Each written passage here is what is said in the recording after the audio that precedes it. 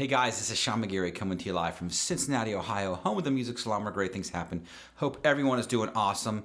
And today I got a great lesson, man. We're going to talk about the genius of Mark Knopfler, man, and Dire Straits, and particularly the song So Far Away. There's a great guitar part that I played in the intro. And this song is so great for working out triads and shape. So I got a lot I want to talk about today, so we'll jump right into it here. But yeah, man, this song it just takes me back to my high school days, and this is when I went my MTV, and it was still a great time to listen to music and play music. Not that it's not now, but man, it was just a different generation, man. And Dire Straits was definitely all over MTV, and just right time in history, man, right place. And to me, he's one of the greatest guitar players of all time. And he's a guitar player's guitar player. Any musician will always hold him in such high regard and respect. It's a no-brainer.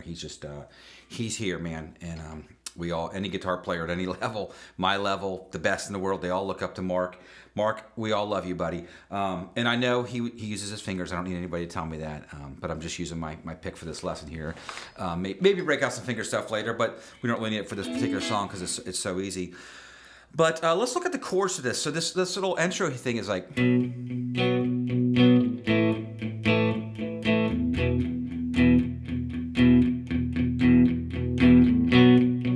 And what that is, that's just a B chord. These are just power chords. So I'm playing a B, B5, an A5, and an E5, right? And just kind of chunking out,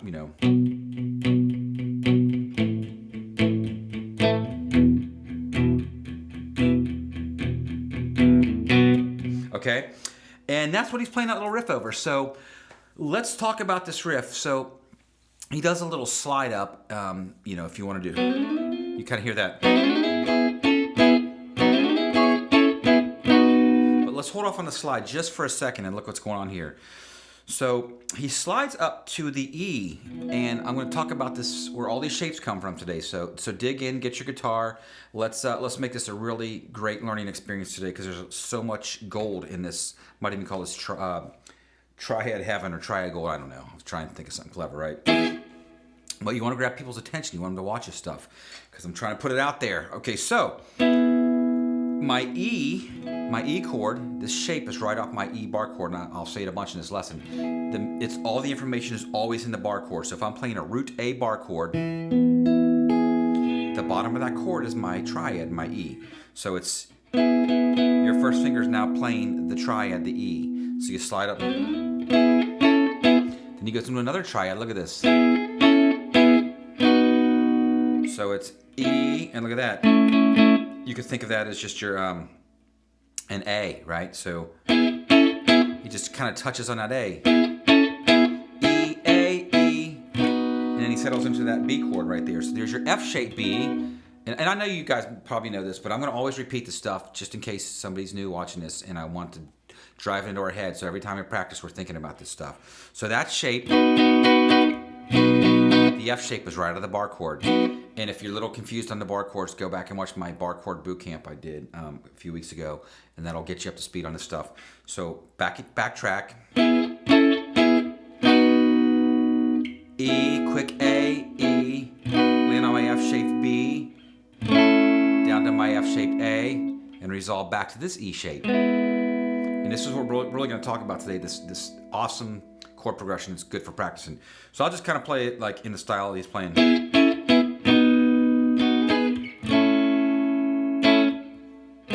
And he does a lot of little subtle riffs. And just to full disclosure, I just came across a song yesterday. I was going through something for work and lessons, and I came across it, and I was like, oh my God. I hadn't heard it in a while, and so I learned a riff, and I showed it to all my students yesterday. I probably will today again, because it's such a great thing. But I really wanted to know how he was playing it, so I dug in. I watched a couple lessons online, and it's like everything, man. Everybody plays it a little differently. And I watched it, but I always go to the source too. And he plays it live, differently live just about every time. There's just different variations. So yeah, man, we're just trying to get in the ballpark with this stuff, and we're trying to do close to the recording, and then all the embellishments we can do for the practice. So again, let me play along with it here. And you come in on beat 3, it's like... 1, 2.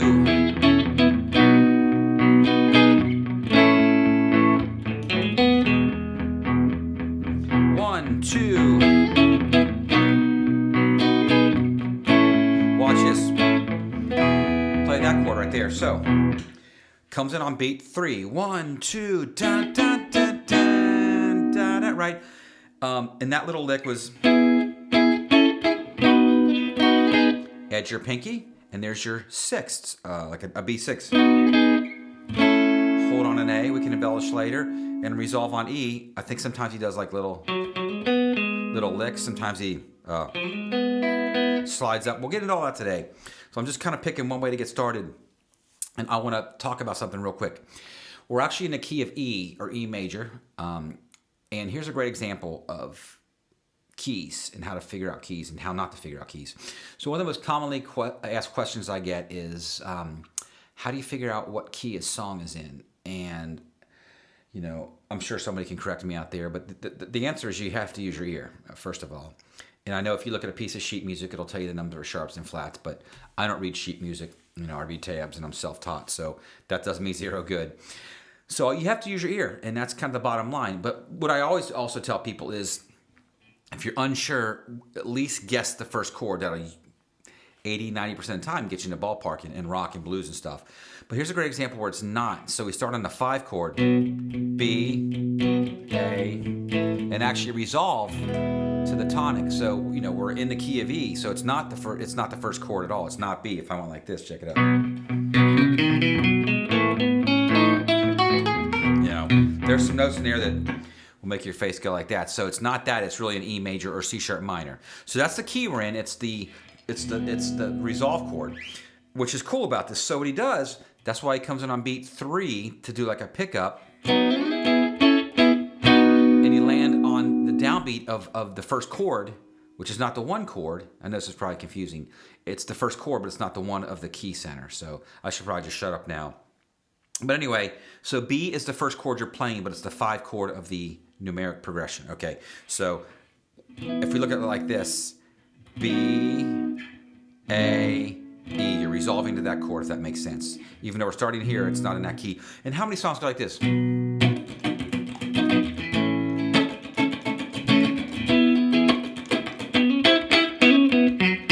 So you got to know this stuff, man. You got to use your ear a little bit so we know, you know, how to improvise or solo. So anyway, the lick was slide up on beat 3, B, extension, chord extension, A, and for now, watch this. I don't think he's playing this, but we'll just resolve on that, the D-shaped E, right? So there's your D-shaped triad E. So if we do that again, hopefully you've grabbed your guitar and a looper, and we'll do this together.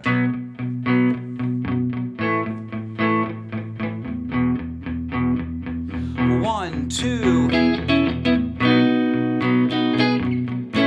Play this E. Let's keep going.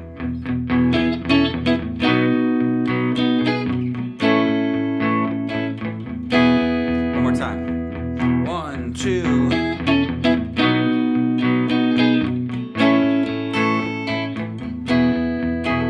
Right?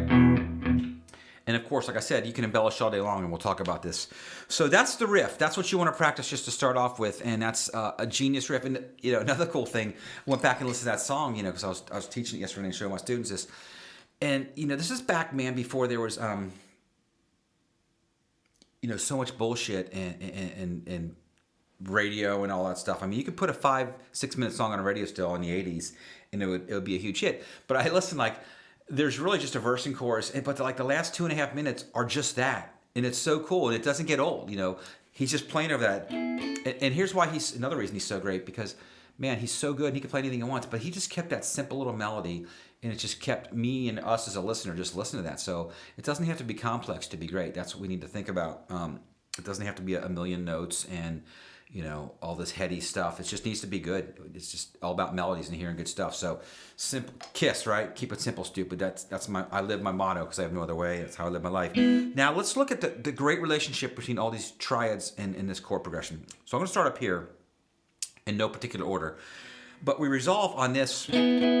So let's look at this. If we start on the B, there's your A-shaped B. Again, there's my B chord. There's the A. Okay, well check this out. B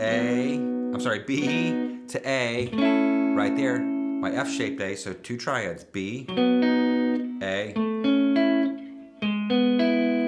There's my E. What a great exercise. Let's check this out again.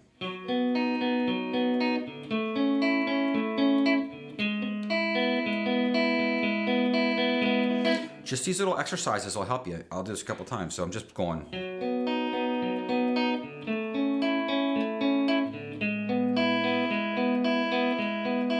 One more time.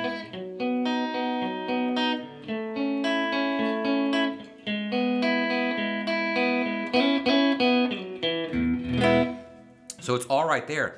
And then we want to start making music out of this. You know, the best thing to do is like play the chord. And by the way, so for an E major, we're also in C sharp minor pentatonic. Like, look at Caged. Here's the big picture. Here's my E chord. B,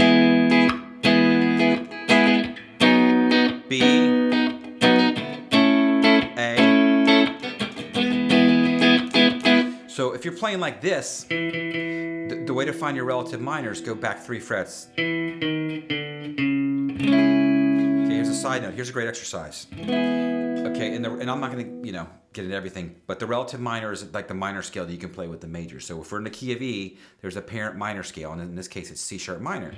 So what you can practice to get used to this little concept, to find it, you don't have to know any theory. Just go like this. Go, look, here's your root. Go 3 frets back, or 3 half steps. Right, so if I go,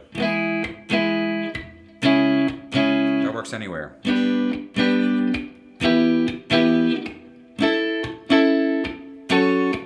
So those 2 chords will always work together. So again, just practice.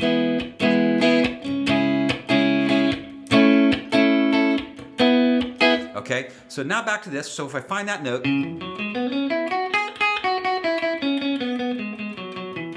just play minor pentatonic right there. Just think, okay, C sharp minor pentatonic for little fills to make this musical.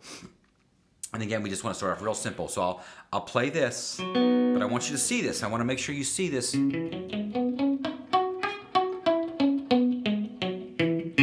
See that minor pentatonic in your head to make these little melodies up, okay? So again, we start off going. Now we just want to make it musical, okay? Start off real simple. Play the B major.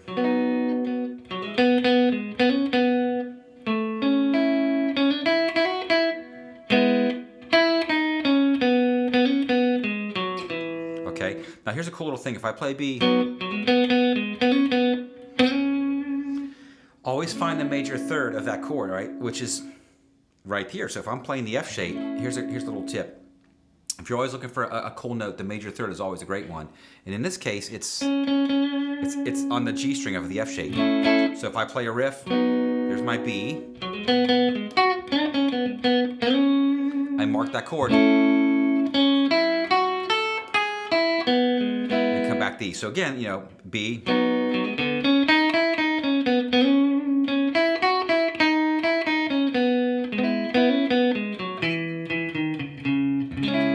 Just try and fiddle around with these chords, man, and find these little pockets of things. So let's move on. Lots to talk about. I'm going to play these all over now. I'm going to show you a great little exercise that I really wanted to show everyone to work on. So now let's look at that was one position. But what he's really playing, right? If we get to the main thing he was playing, was this. So from the K, or from your E bar chord, there's your A-shaped E. There's your F-shaped B. There's your A. Back to E. So here's the exercise. We're going to go E, B, A, E. Watch this. E, B, A, E. So far.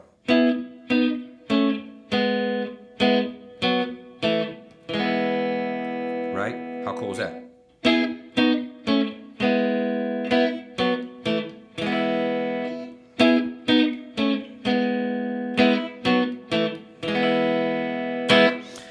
Let's move onward and upward. Okay,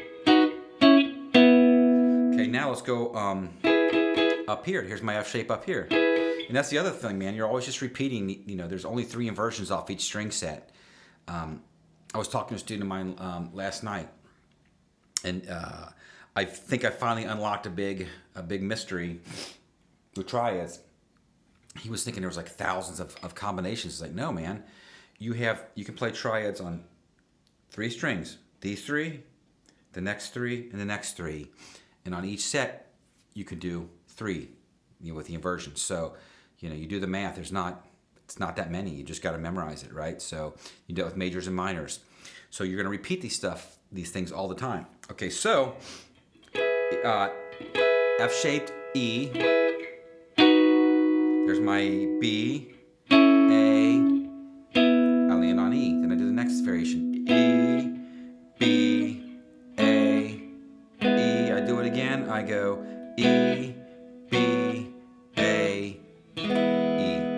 So if you got your guitar, let's do this together. I'm going to do it all the way to the neck. I'm going to go E, B, A, E, E, B, A, E, E, B, A, right? All day long with that stuff.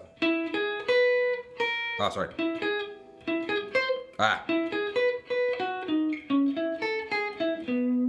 Right, so.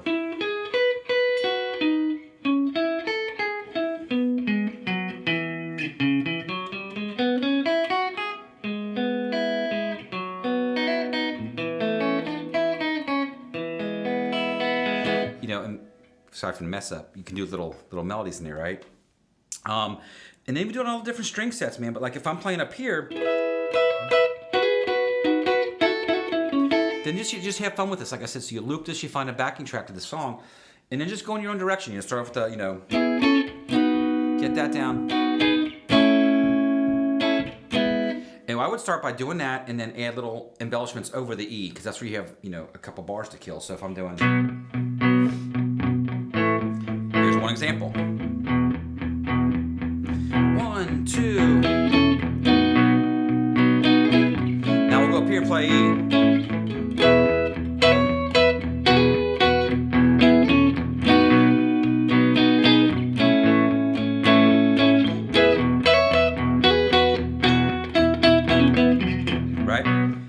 Resolve on this one. So wherever you land on E, you can embellish, so here.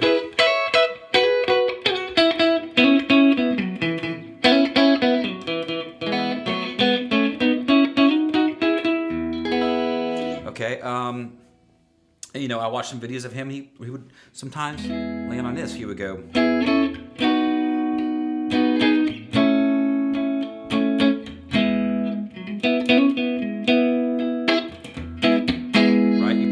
Third on top of that, there's your A shape, really the first shape we did, and then when you put this finger up here,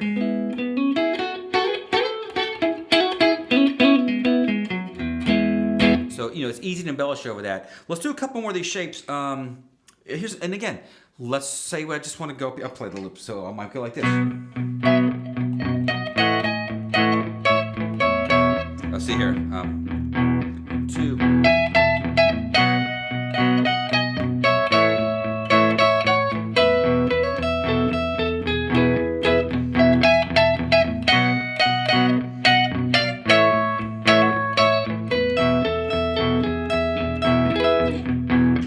So there I'm really just playing thirds, right? Again, still cool stuff. But when you're playing these thirds, you have to see the chord shape. You've got to see that D shape, right? So the D-shaped E is up here. There's B, there's A. I'm just borrowing 2 notes. And that's the cool thing, man. You can hear these chords change, and that's what I always try to practice, and I always try to show people is when you play stuff, if you can hear the chords change, that's when you know you're doing it right. So if I go,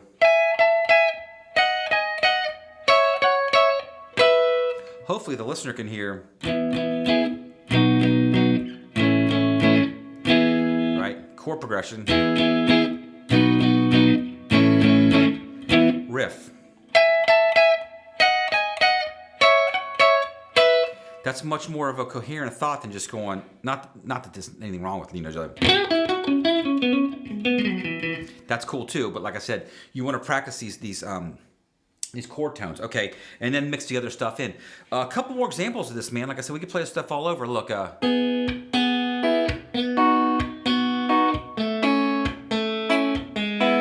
go up here. I'll play E, E, B, A, back to E, right?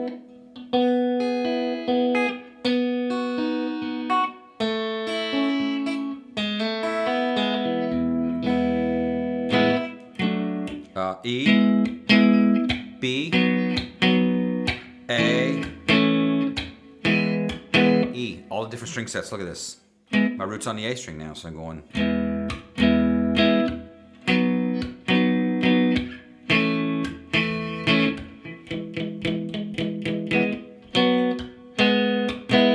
And start connecting different string sets. So here I'll go.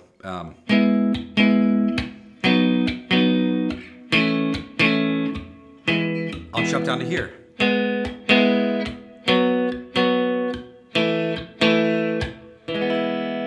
You know, the possibilities are there to practice this stuff. So this is a great song, man, to practice triads. Just the basic 1, 4, 5, you know, and really throw some riffs in. Might do a follow-up to this and talk about soloing and stuff, but I just want to keep it kind of simple, man, and really work out these chord shapes. So this is such a great song. I really appreciate you guys watching. As always, please hit the subscribe button, the like button. Appreciate the comments. And yeah, man, I hope everyone's doing great. We're growing every day. I love it. I'm trying to do 2 or 3 of these videos a week, and I'm taking suggestions. So put them in the comment links, and I'll get to anything I can. And again, thanks for watching. We'll see you next time around on YouTube. Have a great one.